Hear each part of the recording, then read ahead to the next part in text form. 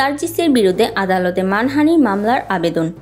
জুলাই বিপ্লব নামে পরিচিত ছাত্র জনতার আন্দোলন হচ্ছে বাংলাদেশে একটি গণতান্ত্রিক গণ অভ্যুত্থান, যা 2024 সালের 5 জুন থেকে 5 আগস্ট পর্যন্ত অগণিত প্রাণ বিসর্জন দেওয়ার মধ্য দিয়ে বিগত 16 বছরের স্বৈরাচারী শাসনের অবসান ঘটিয়েছে। ঐতিহাসিক এই বিপ্লব বিজয়ের ধারার সূচনা হয়েছিল সরকারি চাকুরিতে কোটা পদ্ধতি বাতিল দাবির আন্দোলনের মধ্য দিয়ে। এটি পরে সরকারের কঠোর অবস্থানের কারণে আরও প্রবল হয়ে উঠেছিল, যা 2024 সাল 5 আগস্ট চূড়ান্ত রূপ লাভ করে। প্রায় 1500 মানুষকে হত্যার প্রেক্ষিতে বিগত 15 বছরেরও বেশি সময় ধরে দেশকে শাসন করার পর প্রধানমন্ত্রী শেখ হাসিনা পদত্যাগ করে ভারতে পালিয়ে যান।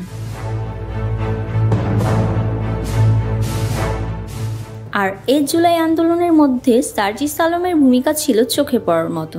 মূলত এই আন্দোলনের মাধ্যমে সারা বাংলাদেশের মানুষ এই সার্জিস আলমকে চিনেছিল।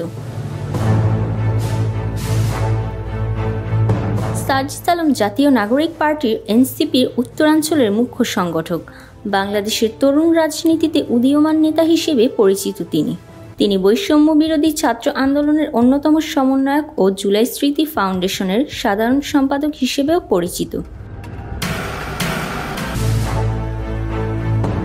রাজনৈতিক অঙ্গনে তার সক্রিয় ভূমিকা ও জনমুখী উদ্যোগের জন্য তিনি সমাদৃত।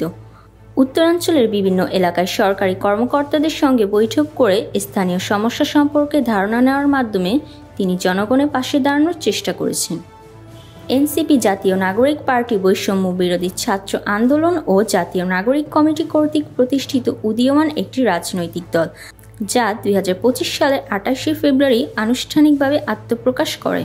মুখ্য সংগঠকের দায়িত্ব দেওয়া হয়েছে সার্জিস আলমকে।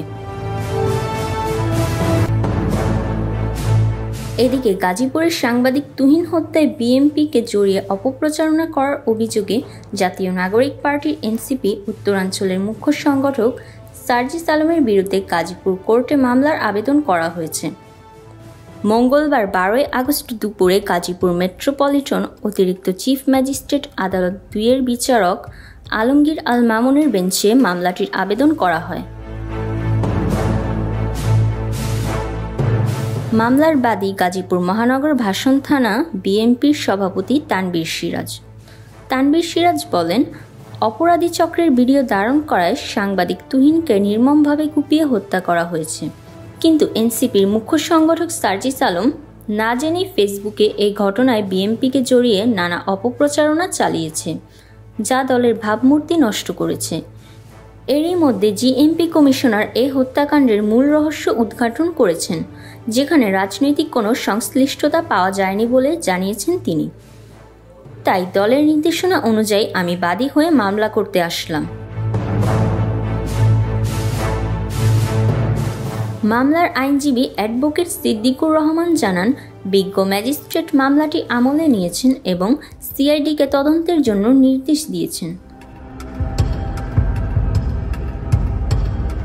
প্রতিবেদনে মিতু রুকাইয়া, কণ্ঠে আছি মুনিয়া ইসলাম, ওয়ার্ল্ড ভিউজ।